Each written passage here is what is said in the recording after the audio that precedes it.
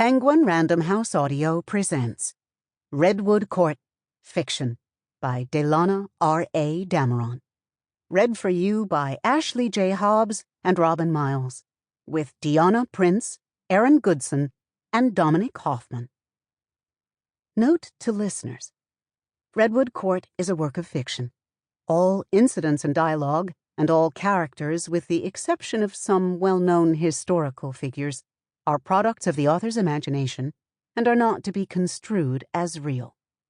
Where real-life historical persons appear, the situations, incidents, and dialogues concerning those persons are entirely fictional and are not intended to depict actual events or to change the entirely fictional nature of the work.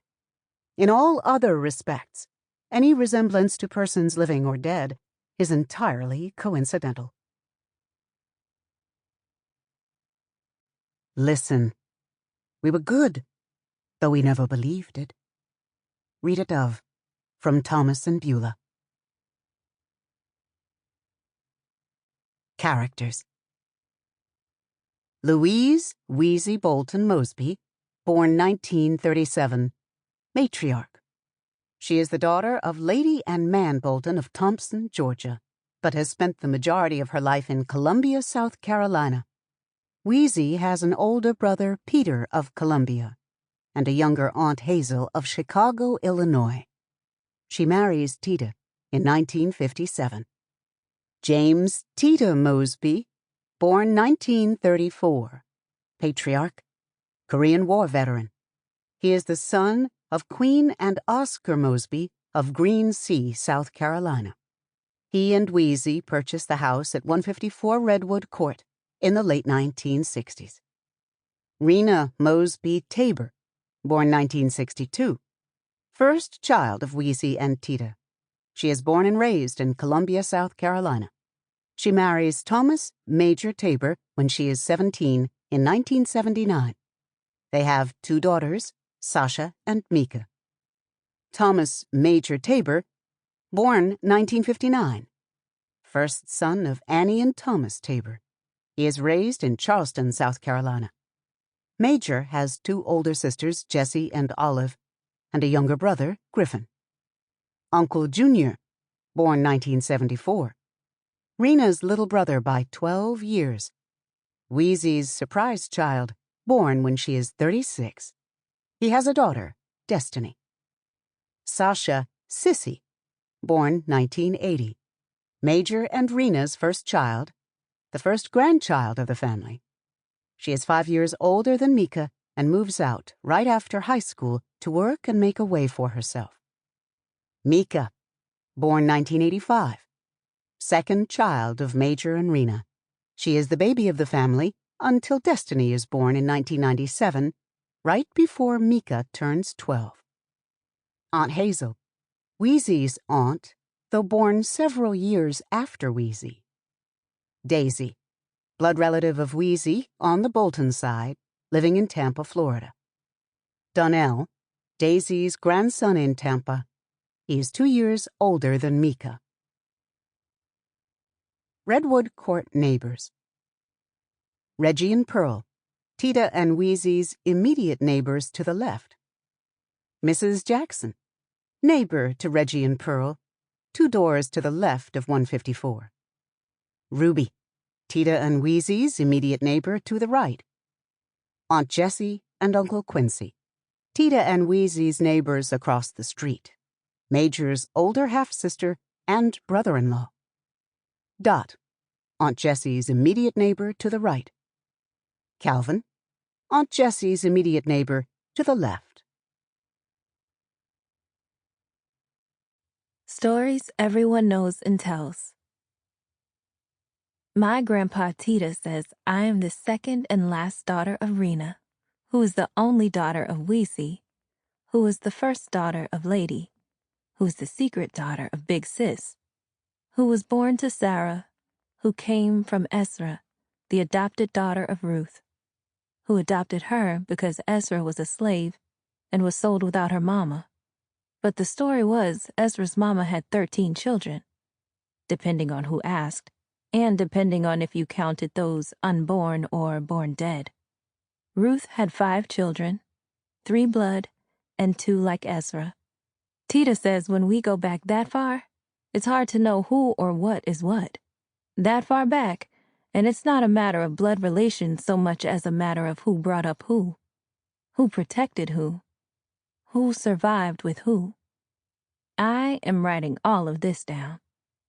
I tell him I have to draw a diagram for my history project and bring an artifact, one that traces my history all the way back to whatever country we emigrated from to come live in the United States. I know we didn't emigrate like that is, of our own free will, but I ask him if he knows what countries at least we go back to.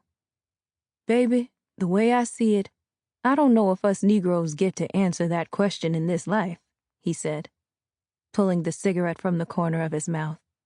I feel a way about his use of Negroes because I thought the right term was African American.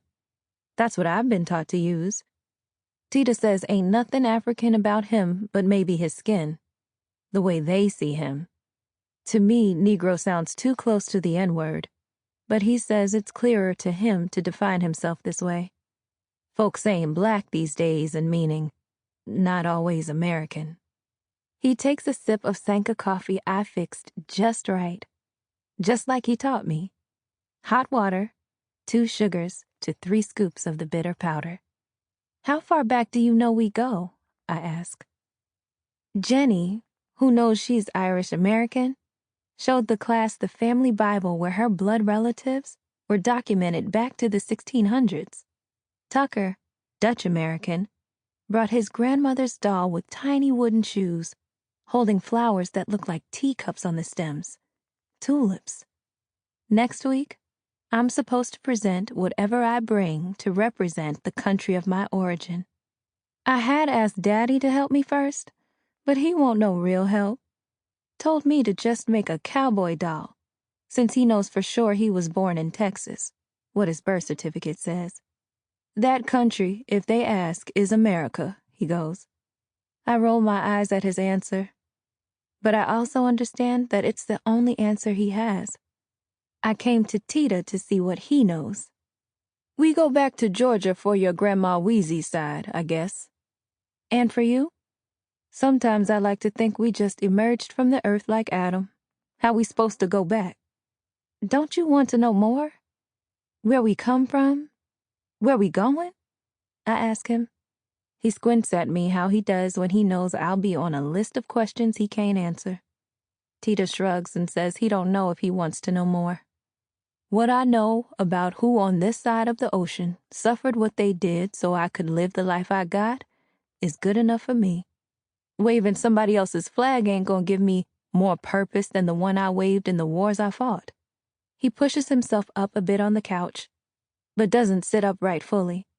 How I see it, I either wallow in the unknowns that I ain't never gonna know, or I rest knowing my peoples over in Green Sea, South Carolina, is made of salt water and collards and oak-smoked ham. What am I made of? That's not quite the question for the project, but it has arrived on my heart. How do I know what I'm made of? I asked Tita if we have anything written down anywhere, or if there was something I could bring in to satisfy the impossible for me assignment. What does it feel like to have a thing or things, like our own stories and books and whatever, to hold our histories that future generations can reference? Tita, how do you think the future generations will know the lives we've lived? He sucks so hard on his cigarette you'd think he was pulling tobacco through it to the back of his throat. Baby, that's your assignment, I guess. You the future generation, he says. He leans his head back over the arm of the sofa, like how I watched a baby bird out my window calling for his mama, and puffs out O's into the still air of the den. Whoever come after you, if that's your plan, that's the future. And whoever after that, that too the future. But Tita, who will tell them who we are? I'm thinking about how Missy has a book she could bring into class that is as big as the Britannicas in Uncle Junior's room. Miss Hunter showed us a book that was published and is sitting in the main branch. Sample complete. Ready to continue?